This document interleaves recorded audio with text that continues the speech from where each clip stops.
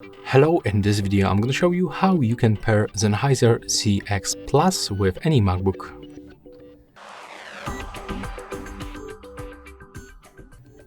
So to do this, you have to input both earbuds inside this case, then open it, and right now you have to remove them.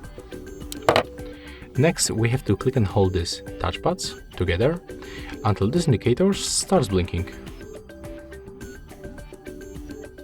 As you can see, they are blinking right now, so we can release them and put them close to your MacBook. Right now you have to go for the settings, then move for the Bluetooth, turn it on by tapping on this switcher and then select CX Plus True Wireless. As you can see, right now we are successfully connected, and at the end I can recommend you to go for the sound settings and take a look for the input and the output device. Just be sure that our earbuds are selected right here.